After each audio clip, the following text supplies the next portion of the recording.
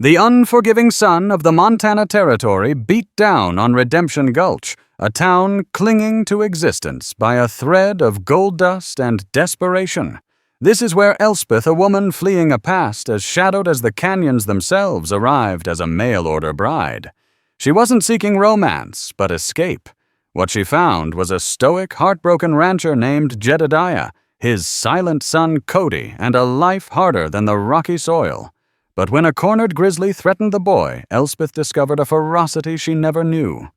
She possessed a roar of defiance that would echo through the valley and summon a man from the past, a man who came with guns, gold, and a storm of vengeance that would threaten to consume them all. The sun bled across the horizon, painting the jagged peaks of the Montana Territory in hues of bruised purple and fiery orange. Dust, the fine, persistent grit of the untamed West, settled on everything, a constant reminder of the unforgiving nature of the land. It was a land that swallowed dreams whole and spat out bones, a place where survival was a daily sacrament. And into this crucible stepped Elspeth, a woman whose own past was a landscape of shadows and whispers. She clutched the worn leather of her valise, her knuckles white. The stagecoach, a rickety vessel of wood and hope, had deposited her in the heart of Redemption Gulch, a town that seemed to hold its breath, caught between the promise of gold and the specter of damnation. Elspeth was a mail-order bride, a term that tasted like ashes in her mouth. It was a desperate gamble, a flight from a life she could no longer bear, a leap into an unknown that could be either salvation or a slower, more desolate kind of death. Her intended a man named Jedediah Kane was a name on a piece of paper, a promise of a life that was not drenched in the cloying perfume of her past. The letters he had written spoke of a sprawling ranch, of a life of hard work, but honest rewards. They spoke of a need for a wife, a partner to share the burdens and the beauty of this wild land. They did not speak of the hollowness in his eyes, a hollowness she saw reflected in the faces of the men who loitered in the dusty street, their gazes lingering on her with a mixture of curiosity and a predatory hunger. Redemption Gulch was a tinderbox of desperate souls, miners with hands gnarled from swinging pickaxes, their dreams as brittle as the quartz they chased, saloon girls with eyes that had seen too much, their laughter a fragile shield against the encroaching darkness. And then there were the whispers, the stories that slithered through the town like sidewinders in the sagebrush. Whispers of a man named Silas Kane, a man who owned the land, the water, and it was said the souls of most of the people in the Gulch. A man whose name was never spoken above a murmur, a man whose shadow stretched long and cold over the entire territory. Elspeth's first meeting with Jedediah was as stark and unadorned as the landscape itself. He was a man carved from the very rock of the mountains, his face a roadmap of hardship and loss. His silence was a heavy cloak, one he wore to ward off the world. The ranch, the one he had painted in words of rustic charm, was a hard-scrabble patch of earth, the buildings leaning into the wind, as if weary of the struggle. But it was the child that broke the silence, a small boy named Cody, Jedediah's son, a boy with his father's eyes, but with a light in them that had not yet been extinguished by the harshness of the land. It was for Cody Elspeth realized that Jedediah had sent for her, not for a wife, but for a mother for his child. This realization did not bring comfort, but a cold, hard knot of understanding. She was not here to build a life with a man, but to fill a void left by another woman, a ghost who haunted the corners of the small, dusty cabin. The first weeks were a silent dance of domesticity. Elspeth cooked and cleaned, tended to the small vegetable garden, and tried to coax a smile from the solemn little boy. Jedediah was a phantom leaving before dawn and returning after dusk, his body aching with the toil of the land, his silence a wall she could not breach. The nights were the hardest, the silence of the cabin amplifying the wild symphony of the wilderness outside, the howl of the coyotes, the hoot of an owl, the rustle of unseen creatures in the tall grass. It was a loneliness that was deeper and more profound than any she had ever known. But Elspeth was a survivor. She had learned long ago to read the silences, to find the cracks in the walls people built around themselves. She saw the way Jedediah's gaze would soften when he looked at his son, the way his hand would hover almost touching the boy's hair before pulling back. She saw the flicker of something in his eyes when he watched her with Cody, a flicker of hope, perhaps. Or was it fear? The turning point, the moment the fragile truce of their existence was shattered, came on a day when the sky was a brilliant, unforgiving blue. Elspeth had taken Cody to a small creek that snaked through a grove of cottonwood trees. It was a rare moment of peace, the boy's laughter echoing through the trees as he chased a frog. Elspeth felt a stirring of something akin to contentment, a fragile blossom in the desert of her life. And then the world exploded in a symphony of primal rage. A grizzly, a monstrous creature of muscle and fur, erupted from the dense undergrowth. Its roar was a physical force, a wave of sound that vibrated in Elspeth's bones. It was a creature of nightmare, its eyes burning with a terrifying intelligence, its claws like razors. It was between them and the path back to the cabin, its massive form blocking their only escape. Cody's laughter turned into a scream of pure terror. The boy was frozen, his small body rigid with fear. In that moment, something shifted in Elspeth. The fear was there, a cold, coiling serpent in her gut. But something else rose to meet it, a fierce, protective instinct that was as primal as the bear's rage. It was the instinct of a mother, an instinct she never knew she possessed. She shoved Cody behind her, her body a frail shield against the coming storm.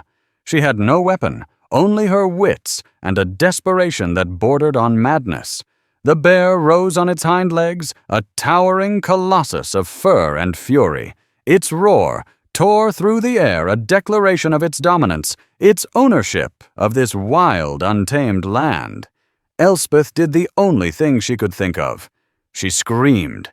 Not a scream of terror, but a scream of defiance. A scream that came from the very depths of her soul. She made herself big, waving her arms, her voice raw and ragged. She was a cornered animal, fighting for her young. The bear was momentarily taken aback. It had expected fierce submission. It had not expected this small, fierce creature to challenge it. It dropped back to all fours, its head low, its growl a low rumble of thunder. It took a step forward, then another. Elspeth knew with a chilling certainty that this was the end. But she would not die cowering. She would die fighting. She grabbed a rock, its weight a small comfort in her hand. She stood her ground, her eyes locked with the bear's, a silent, desperate battle of wills. And then a new sound cut through the tense silence, the thunder of hooves, the crack of a rifle. It wasn't Jedediah. The man who burst into the clearing was a stranger, a whirlwind of motion and fury. He was mounted on a magnificent black stallion, a horse that seemed to be an extension of his own wild spirit. He fired his rifle again, the bullet kicking up dust near the bear's paws. The grizzly, startled and enraged, turned its attention to this new threat. The man was a vision from a dime novel. He was dressed in black from his wide-brimmed hat to his leather boots. His face was all sharp angles and shadows, his eyes the color of a stormy sky.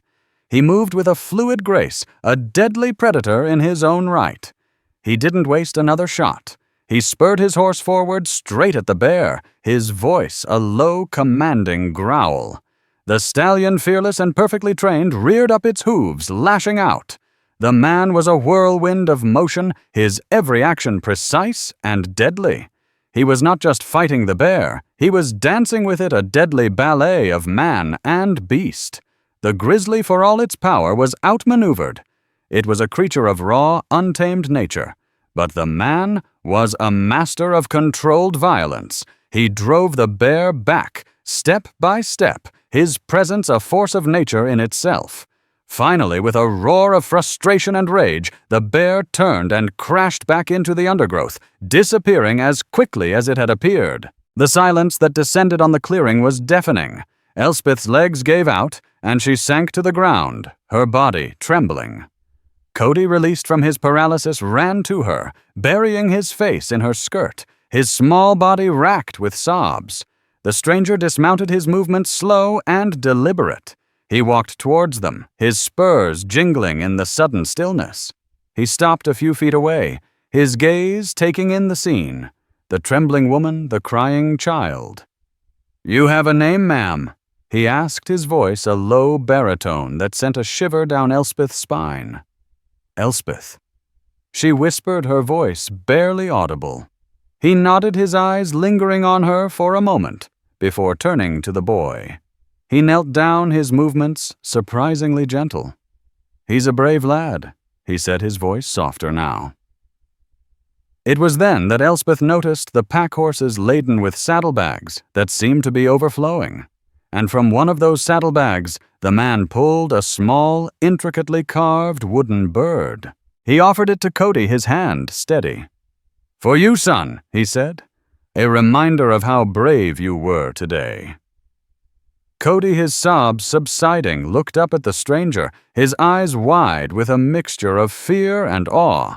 He slowly reached out and took the bird, his small fingers tracing the smooth wood. The man then turned his attention back to Elspeth. "I am looking for a man named Jedediah Kane," he said, his voice once again taking on a harder edge. "I was told I could find him here." Before Elspeth could answer, Jedediah himself appeared, drawn by the sound of the gunshots. He burst into the clearing, his face a mask of fear and confusion. His eyes widened when he saw the stranger, a look of disbelief and something else, something that looked like dread flashing across his face. The stranger's lips curved into a slow, knowing smile. "Jedediah," he said, his voice laced with an irony that was as sharp as a knife. "It's been a long time." And as Elspeth looked from the stranger to Jedediah, she saw the gold, not just in the saddlebags, but in the stranger's eyes, a glint of a past that was about to crash into their present with the force of a flash flood. The gold, she realized with a dawning horror, was not a gift. It was a reckoning, and the horses were not a sign of prosperity, but a symbol of a debt that was about to be collected, a debt that might cost them everything. The Wild West, she was beginning to understand, was not just a place of hardship and struggle, but a place of secrets and lies, a place where the past had a long and bloody reach. And she, the mail-order bride, was standing right in the middle of it all. The stranger's presence in the small, dusty cabin was a tangible thing, a weight that settled over them all, suffocating the fragile peace Elspeth had managed to cultivate. He introduced himself as Cole, a name that seemed as stark and unforgiving as the man himself. He moved with a predatory grace, his every gesture imbued with a confidence that bordered on arrogance. He was a man accustomed to taking what he wanted, a man who had stared into the abyss and had not blinked. The gold, as Elspeth had suspected, was not a gift. It was a share, a long overdue payment, for a past venture that Jedediah had clearly hoped to leave buried. The tension between the two men was a palpable thing, a taut wire that threatened to snap at any moment. Jedediah, usually so stoic and silent, was now a man on edge, his eyes constantly darting to Cole, his hands clenching and unclenching at his sides. Cole, on the other hand, seemed to be enjoying himself. He treated the cabin as his own, his long legs stretched out before the fire, a glass of Jedediah's whiskey in his hand. He told stories of his travels, tales of gunfights and gold strikes of beautiful women and treacherous men. But behind the swagger and the charm, Elspeth saw a cold, calculating mind at work. He was a man who missed nothing, his eyes taking in every detail of the cabin of Elspeth herself. His gaze lingered on her, a mixture of admiration and something else, something she couldn't quite decipher.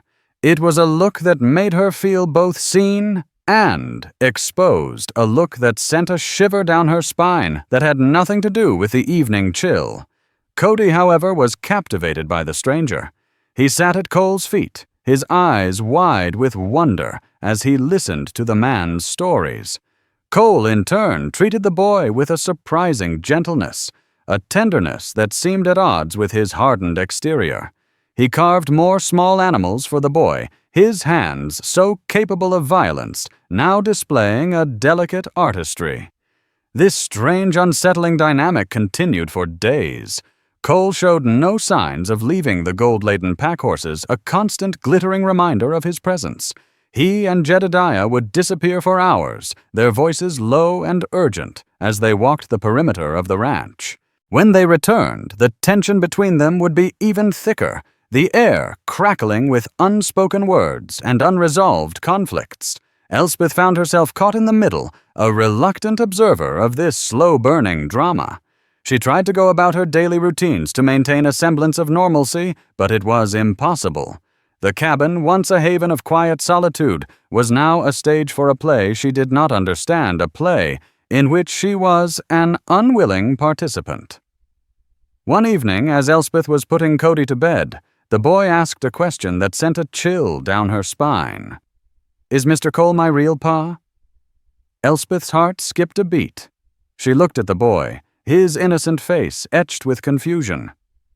"No, honey," she said, her voice gentle. "Jedediah is your pa, but Mr. Cole, he looks at you the way pa used to look at ma." The boy's words were a punch to the gut. Elspeth had never known Cody's mother, but she had seen the small, faded photograph on Jedediah's bedside table. A woman with a gentle smile and sad eyes. The ghost of the past, she realized, was not just Jedediah's to bear. It was a ghost that haunted them all.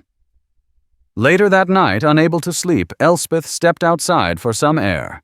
The night was a tapestry of silver and shadows, the moon casting a pale glow over the rugged landscape.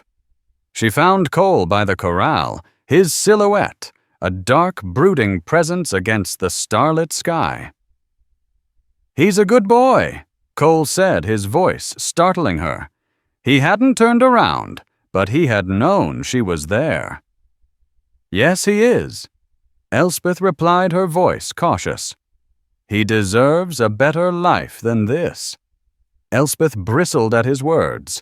And what kind of life would that be? A life on the run, looking over your shoulder, never knowing who to trust.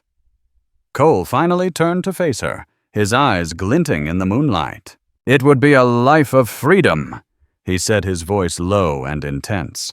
"A life where he wouldn't have to scrabble for existence on a patch of dirt that's more rock than soil." "This is his home," Elspeth said, her voice firm. "It's not much, but it's his." Cole took a step closer, his presence overwhelming in the darkness.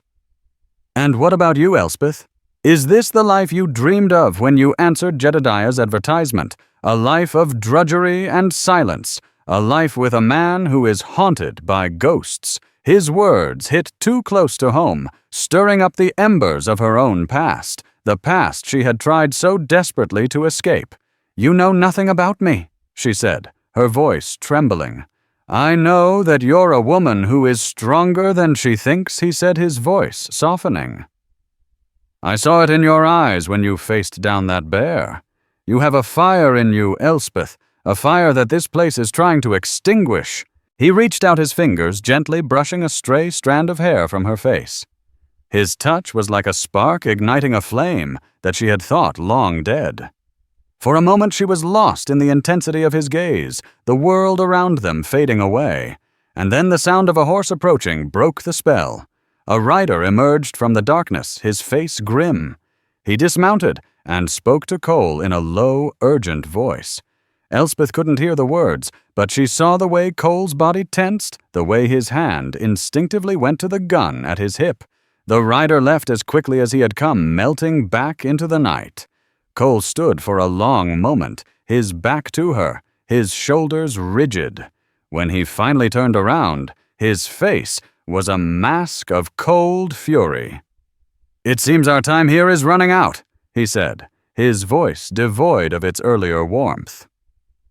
"Silas knows I'm here." The name hung in the air, a harbinger of doom. Silas, the man whose name was whispered in fear, the man who owned Redemption Gulch, the man Elspeth was beginning to realize who was the source of the gold and the reason for the dread in Jedediah's eyes. "Who is Silas?" she asked, her voice a whisper. Cole's laugh was a bitter, humorless sound. "Silas is the devil himself," he said, his eyes as cold as a winter sky. "And he's coming to collect his due." The arrival of Cole's rider was the first tremor of an earthquake that was about to shatter their world. The name Silas was a venom that poisoned the air, a name that seemed to suck the very warmth from the night. The man whose full name was Silas Kane was more than just a landowner. He was the puppet master of Redemption Gulch, his strings reaching into every corner of the territory. The gold that Cole had brought, the very gold that was the source of the tension between him and Jedediah, was Silas Kane's gold, and now he wanted it back with interest. The story as it unraveled in hushed, urgent tones between Cole and Jedediah was a tale of betrayal and greed. Years ago, before Cody was born, before the ghost of his mother haunted the cabin, Jedediah and Cole had been partners, not ranchers, but prospectors. They had stumbled upon a rich vein of gold in the heart of Silas Kane's territory. Instead of reporting it, they had secretly mined it, planning to build a new life, a life of prosperity and freedom. But Silas Kane was not a man to be trifled with. He had his spies everywhere, his eyes and ears in every saloon and general store. He discovered their secret, and he came for them. There was a shootout, a blur of violence and chaos. Jedediah, his wife, caught in the crossfire, had managed to escape with his infant son and a small portion of the gold. Cole, believed to be dead, had also managed to slip away, but not before vowing to return for his share. Now, years later, he had. But his return had not gone unnoticed. Silas Kane, a man who never forgot a debt, had been waiting, and now he was coming for them all. The ranch, once a place of quiet solitude, was transformed into a fortress. Cole and Jedediah, their past differences forgotten in the face of a common enemy, worked together, their movements efficient and precise. They boarded up the windows, reinforced the doors, and scouted the surrounding hills for any sign of Kane's men. Elspeth, no longer a passive observer, found her own role in this unfolding drama. She cleaned rifles, melted lead for bullets, and prepared food and water, her hands moving with a purpose she had never known. The fear was still there, a cold, hard knot in her stomach, but it was now overlaid with a fierce determination. She would not let this man, this Silas Kane, destroy the fragile life she was beginning to build. The nights were the worst. The silence was no longer peaceful. It was filled with a sense of impending doom. Every rustle of the wind, every hoot of an owl was a potential threat. They took turns on watch, their eyes straining in the darkness, their ears attuned to any sound that was out of place. During one of her watches, as she stood by the window, a rifle in her hands, Cole came to stand beside her. For a long time they stood in silence, the only sound the ticking of the clock on the mantelpiece. "You should get some sleep," he said, his voice a low rumble in the quiet room. "I can't," she replied, her voice tight. "Every time I close my eyes, I see his face." She didn't have to say whose face she was talking about. Silas Kane had become a phantom that haunted them all. "He won't get to you," Cole said, his voice firm. "I won't let him." There was a conviction in his voice that was both comforting and terrifying. He was a man who lived by a code of his own, making a code that was as brutal and unforgiving as the land itself. "Why are you doing this, Cole?" she asked, her voice a whisper. "Why are you helping us?" He was silent for a long moment, his gaze fixed on the dark, empty landscape outside. "Because of the boy," he said finally. "And because of you." He turned to look at her, his eyes searching her face in the dim light. "I've spent my life running," he said, his voice raw with a pain that he rarely showed. "Running from my past, running from myself. But when I see you, when I see the way you fight for what you love, it makes me want to stop running. It makes me want to stand and fight." He reached out and took her hand, his fingers warm and strong around hers. "I don't know what tomorrow will bring, Elspeth," he said, his voice intense, "but I know that I want to face it with you." His words, spoken in the quiet intimacy of the night, were a balm to her soul. They were a promise of a future she had never dared to imagine, a future that was as terrifying as it was tantalizing. The attack came at dawn. It was a symphony of violence, a sudden brutal explosion of gunfire and shouting that shattered the morning stillness. Silas Kane had come, and he had brought an army with him. The cabin, their fragile fortress, was besieged. Bullets splintered the wooden walls, a constant deadly rain that forced them to stay low, to crawl from one room to another. Cole and Jedediah, positioned at opposite windows, returned fire, their rifles cracking in a desperate, defiant rhythm. Elspeth, her fear a cold, hard knot in her stomach, huddled in the corner with Cody, her body shielding the boy from the chaos that surrounded them. But she could not just cower and wait for death. She was a fighter, a survivor. She grabbed a spare rifle, her hands surprisingly steady, and crawled to a side window. She had never fired a gun before, but she had watched Cole and Jedediah, had listened to their instructions. She took a deep breath, aimed at one of the shadowy figures outside, and pulled the trigger. The recoil slammed into her shoulder, but she saw the figure fall, a grim satisfaction as cold and hard as the barrel of the gun settled over her. The battle raged for what seemed like an eternity. The air was thick with the smell of gunpowder and fear. The cabin was being torn apart, piece by piece. They were outnumbered, outgunned. It was a hopeless fight. And then, just as despair was beginning to set in, a new sound cut through the din of the battle. The thunder of hooves, but this time it was not the sound of Kane's men. It was the sound of a cavalry charge. A group of riders, their faces grim and determined, burst into the clearing, their guns blazing.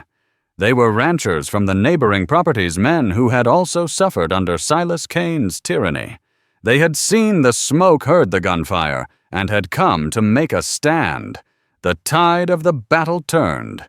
Kane's men, caught between two fires, were thrown into confusion. The fight, which had been a siege, now became a chaotic, swirling melee. In the midst of the chaos, Silas Kane himself appeared. He was a mountain of a man, his face a mask of rage and cruelty. He strode through the battlefield as if he were invincible, his eyes fixed on the cabin, on the prize that was inside. He saw Elspeth at the window, and a cruel smile twisted his lips. He raised his pistol, his aim true. Time seemed to slow down. Elspeth saw the flash of the gun, heard the crack of the shot, but she felt no pain. She saw Cole, a blur of motion as he threw himself in front of her, his body taking the force of the bullet. He fell without a sound, a dark stain spreading across his chest. A cry of anguish tore from Elspeth's throat. It was a sound of pure primal grief. In that moment, something inside her broke. The fear, the desperation, all the emotions she had been holding back erupted in a wave of cold, clear rage. She raised her rifle, her hands steady, her eyes locked on Silas Kane. She didn't hesitate. She pulled the trigger. The bullet caught Kane in the chest, the force of it throwing him backwards. He staggered, his eyes wide with disbelief. He looked down at the blood spreading across his shirt, and then up at Elspeth, a look of hatred and surprise on his face. And then he fell. The death of Silas Kane was the signal for the end of the battle. His men, their leader gone, lost their will to fight. They scattered, melting back into the wilderness from which they had come. The silence that descended on the battlefield was deafening. It was a silence filled with the groans of the wounded and the smell of death. Elspeth ran to Cole, her heart pounding in her chest. She knelt beside him, her hands trembling as she pressed them against the wound, trying to staunch the flow of blood. "Cole," she whispered, her voice choked with tears. "Don't you dare leave me. Don't you dare." He opened his eyes, his gaze hazy with pain. A faint smile touched his lips. "I told you," he whispered, his voice weak. "I wouldn't let him get to you."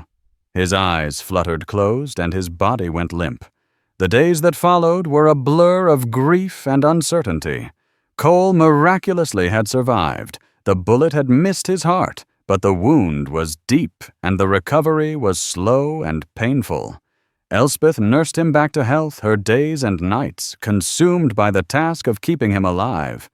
Jedediah, his face etched with a mixture of grief and guilt, helped her. The shared ordeal had forged a new bond between them, a bond of respect and understanding.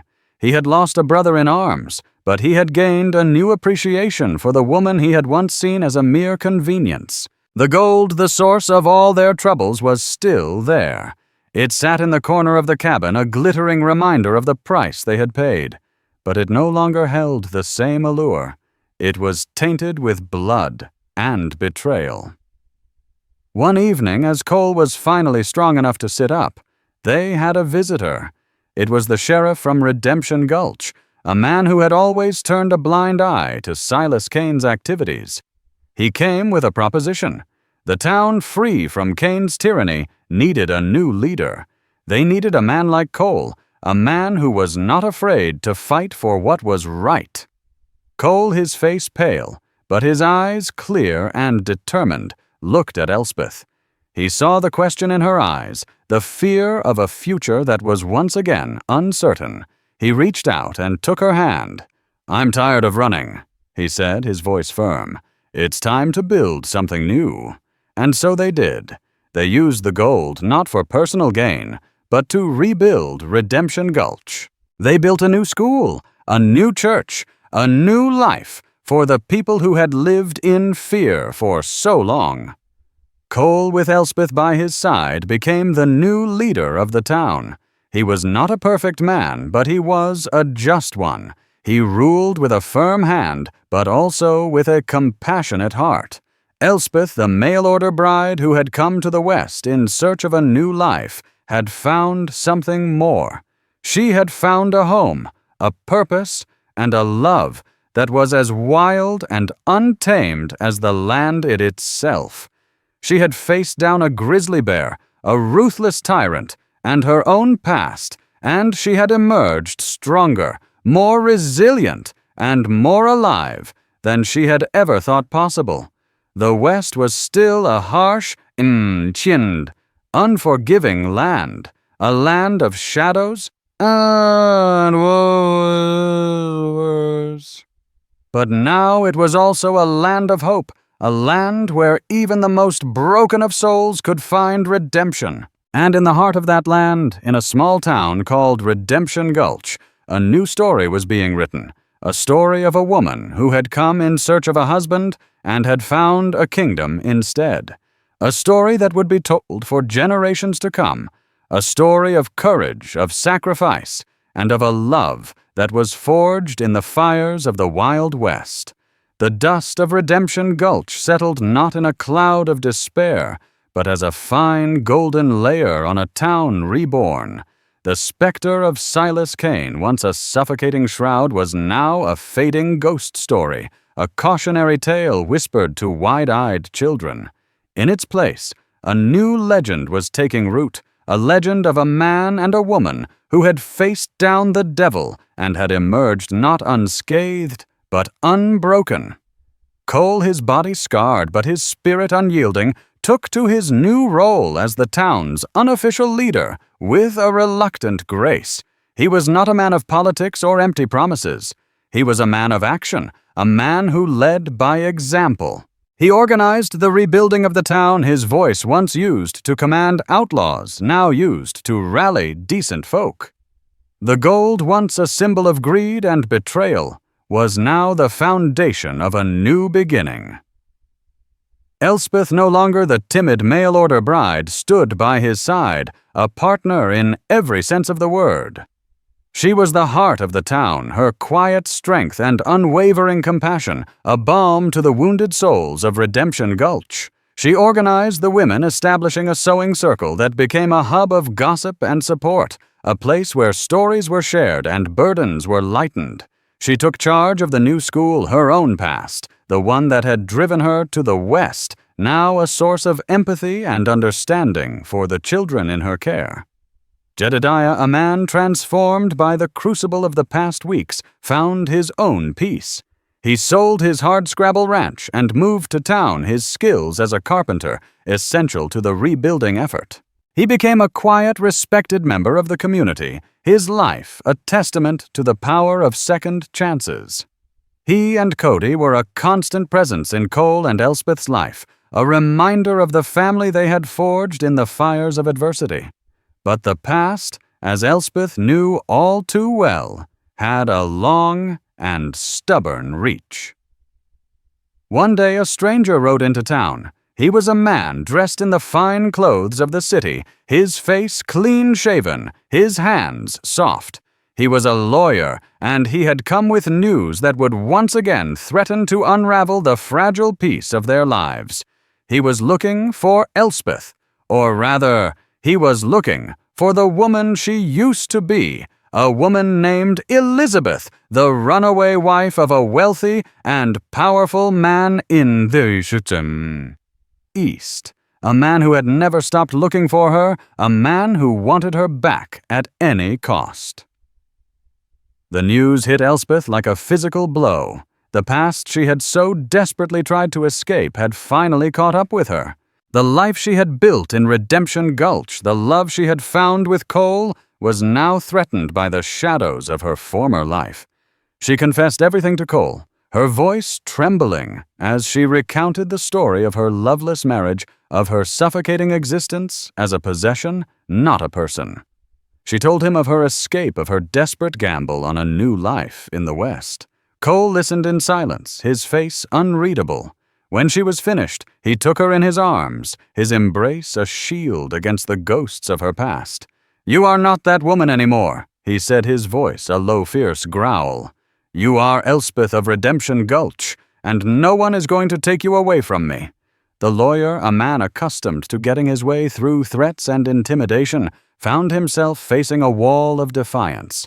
The entire town, a community forged in shared adversity, rallied around Elspeth. They were a motley crew of ranchers-miners and reformed outlaws, but they were united in their loyalty to the woman who had become their heart. The lawyer, realizing he was outmatched, retreated, but not before delivering a final threat. "He will not give up," he said, his voice laced with menace.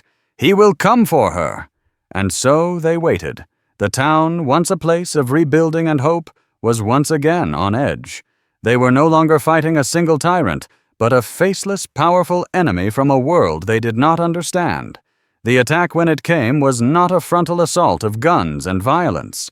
It was a more insidious attack, an attack on their very way of life. The wealthy husband, a man named Sterling, used his money and influence to choke the life out of Redemption Gulch. He bought up the land around the town, cutting off their access to water. He bribed the railroad to bypass the town, strangling their trade. He spread rumors and lies, painting them as a lawless band of outlaws, turning the outside world against them. The town began to suffer. The crops withered, the businesses failed, the people grew hungry and desperate. The hope that had once burned so brightly now flickered, threatened by the cold, relentless winds of a world they could not fight. It was Elspeth who found the answer. She remembered the stories she had read as a child, stories of pioneers and trailblazers, stories of people who had overcome impossible odds. She remembered the secret that Cole and Jedediah had once shared, the secret of the gold. There was more gold in the hills, she realized. Not just the vein that they had found, but other smaller deposits scattered throughout the territory. It was not enough to make them rich, but it might be enough to survive. She rallied the town, her voice filled with a passion and a conviction that rekindled their dying hope. They would not be starved into submission. They would fight back not with guns, but with the same grit and determination that had brought them to the West in the first place. And so the people of Redemption Gulch became prospectors once more. They scoured the hills, their pickaxes and shovels a symbol of their defiance. They found small pockets of gold enough to buy food and supplies, enough to keep the town alive. It was a grueling, backbreaking work, but it was also a work of hope. It was a testament to their resilience, their refusal to be broken. The news of their defiance reached Sterling, the wealthy husband. Enraged by their stubborn refusal to bow to his will, he made his final move. He hired a band of mercenaries, a ruthless group of killers, to wipe Redemption Gulch off the map. But he had underestimated the people of the West. He had underestimated the power of a community forged in fire.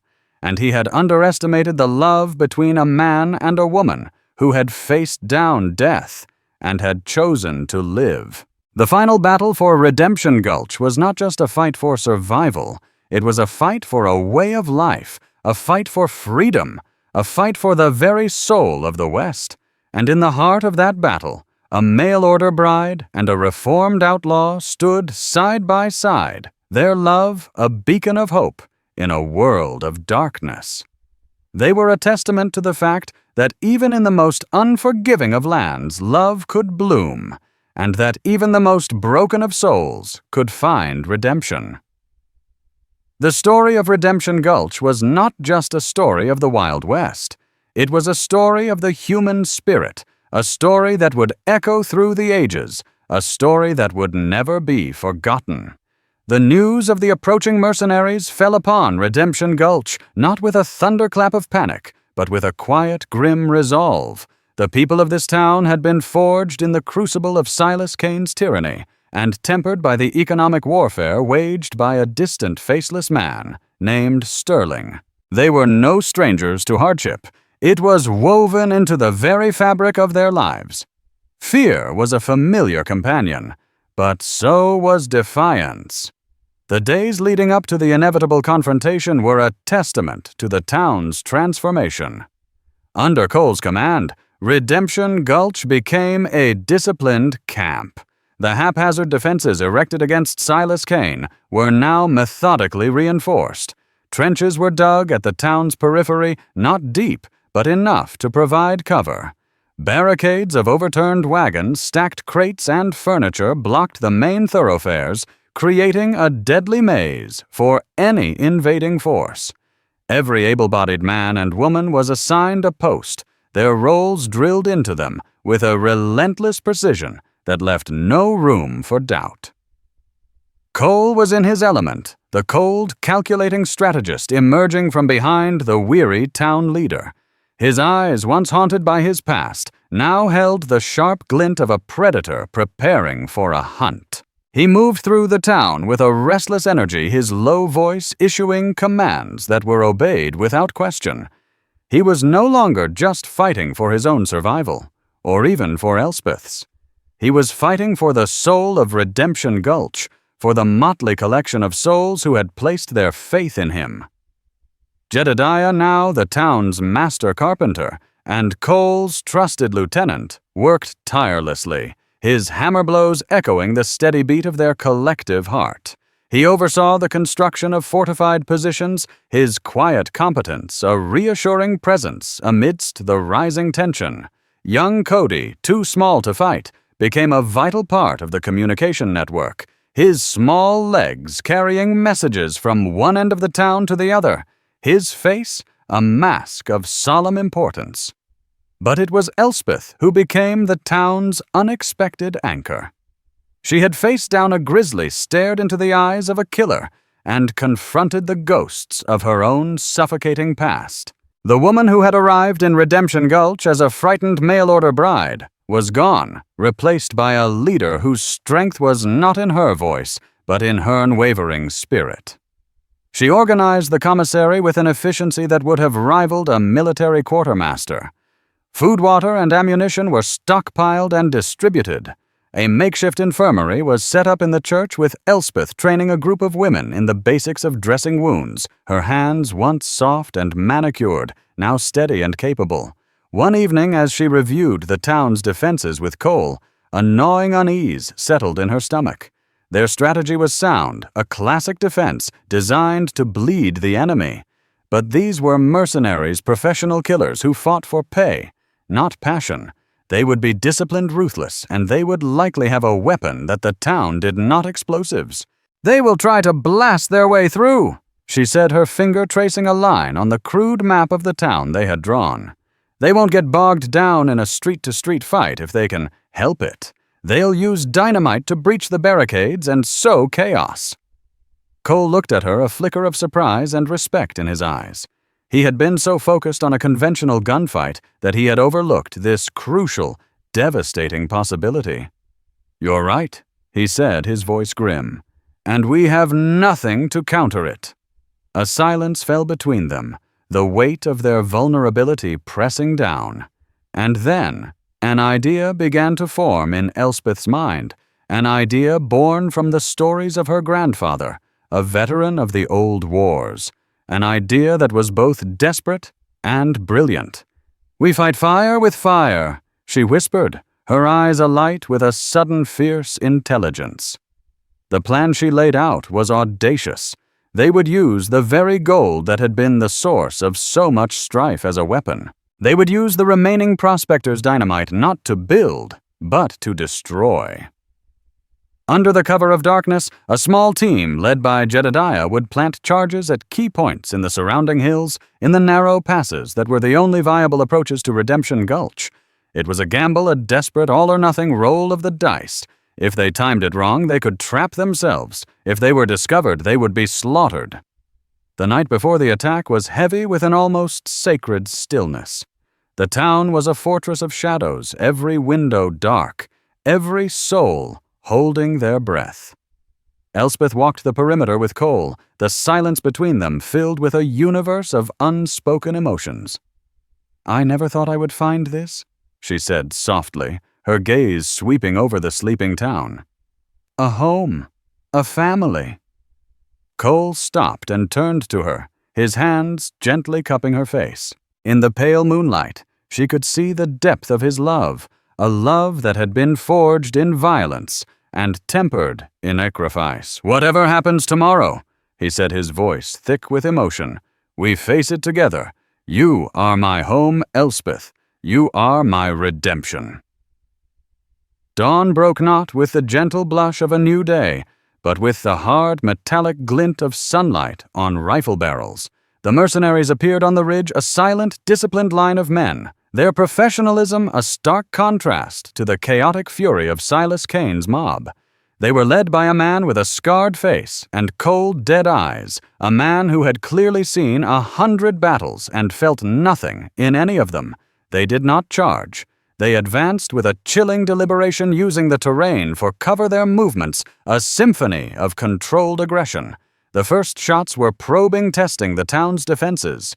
Cole's orders rang out sharp and clear. "Hold your fire! Let them come closer!" The tension stretched to a breaking point. The mercenaries advanced, their arrogance growing with every unanswered step. They reached the first line of barricades, the scarred leader signaling for the demolition team to move forward. And then the hills exploded. Jedediah had timed it to perfection. The dynamite charges, strategically placed by Elspeth's design, detonated in a thunderous roar, unleashing an avalanche of rock and earth that sealed the narrow passes, trapping the mercenaries in the valley. The ground shook, and a cloud of dust and debris billowed into the morning sky. Chaos erupted in the mercenaries' ranks. Their disciplined advance shattered, their escape routes cut off. They were caught in a kill box of Elspeth's making. "Now!" Cole roared, and Redemption Gulch erupted in a volley of gunfire. The trap had been sprung. The hunters had become the hunted. The battle was brutal and unforgiving. The mercenaries, though caught by surprise, were seasoned fighters. They regrouped quickly, using the rockslide for cover, returning fire with a deadly accuracy. But the people of Redemption Gulch had something the mercenaries did not. They were fighting for their homes, for their lives, for their very future. They fought with a ferocity that a paycheck could not buy.